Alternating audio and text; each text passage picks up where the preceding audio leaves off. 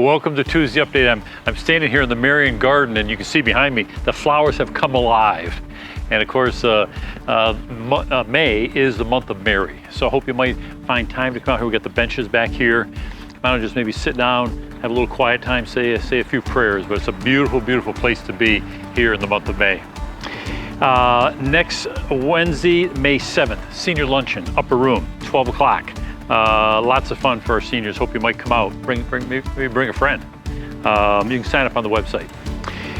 I am incredibly thankful to all of our volunteers here at St. Pius.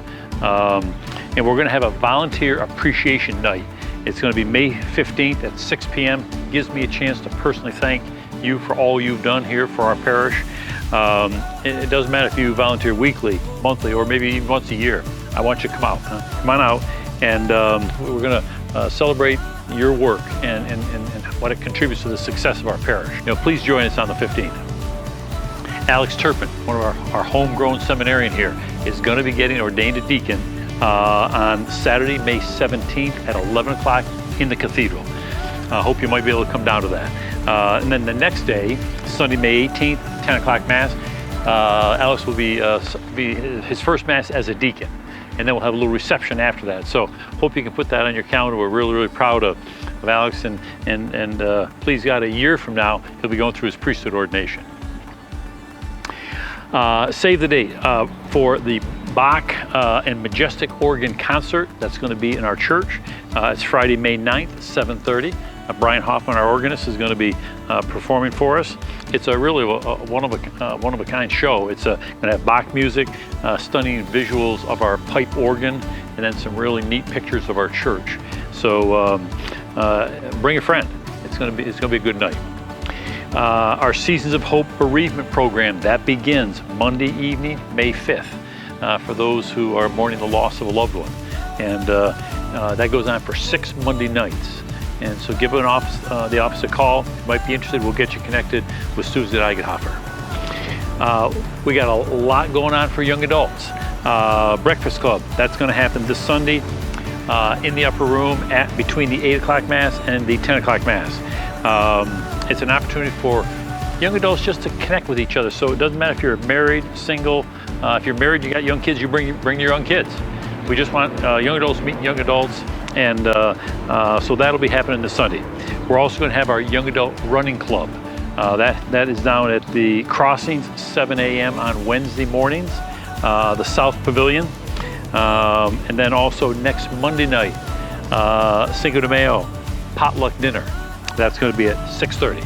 So all the information on this is on our website. You can find out, you can go there and get that information. Registration is going to be closing on Monday for the Icon Retreat. So that Icon Retreat, May 19th to 23, 19th to 23. Veronica Royal, she's a well-known iconographer. She's going to be kind of teaching the class and leading the retreat. You're going to be painting an icon of St. Michael the Archangel. And so you can sign up on the website for that. Wednesday, May 14th at 6:30. All women of the parish are invited to an evening of reflection called Say Yes to Mary. Say Yes to Mary. And it's just a combination of reflection, fellowship, and there's going to be a special activity at it as well. Special speaker this year, Sister Maureen Hobart. She will be speaking with us, and you can find more information on the website for that. Our annual Mother's Day collection, that's going to begin on this coming Monday through May 13th. So what we try to do is we try to help out some of these struggling mothers and children and families with some essential things like diapers, wipes, clothes, that sort of thing. And if you look on our website, it's got a lot more information. And even right below in this email is a list of the items that they are looking for that we might be able to help them out. So thanks in advance for your generosity to that. Hey, all parishioners, especially our wonderful ministers that work with the meal ministry. We got a nice an opportunity to gather here.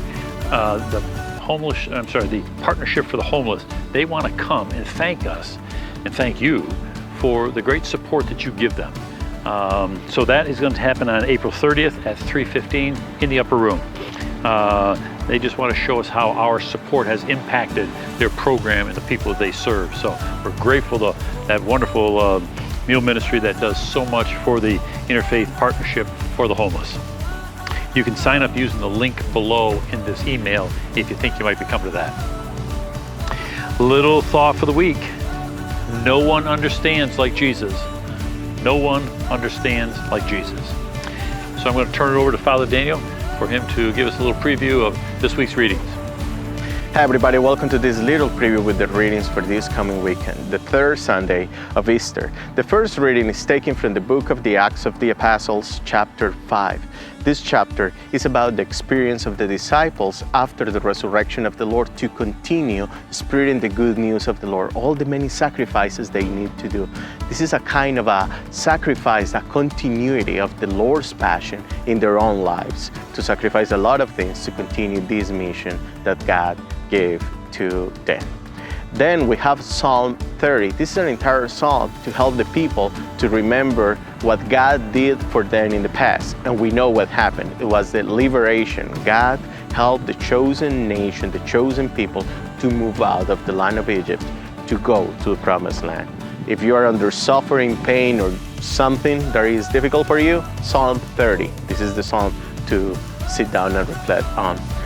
Then for the second reading, we have the book of Revelations, chapter 5. This is a very theological psalm because this concept is introduced, the concept that God is a lamb who is going to be sacrificed for all of us. Is this idea that God sacrificed everything of Him in order to give the salvation to all of us. Beautiful, beautiful reading. Finally, we have the Gospel, John chapter 21st, verses 1 to 19. Very important chapter because this is the experience of Jesus Christ with the disciples after the resurrection. They are desperate, they have no idea. The disciples, they have no idea what they are doing, and Jesus Christ show up to them, encourage them to go and catch more fish, and then He sit down with them. He shared the meal one more time. He preached to them about trusting in Him, and He gave them a very important mission, spread the good news of God the Father. All the readings this weekend are about trusting and believing in God because of His sacrifice. Have a wonderful week, and bye-bye.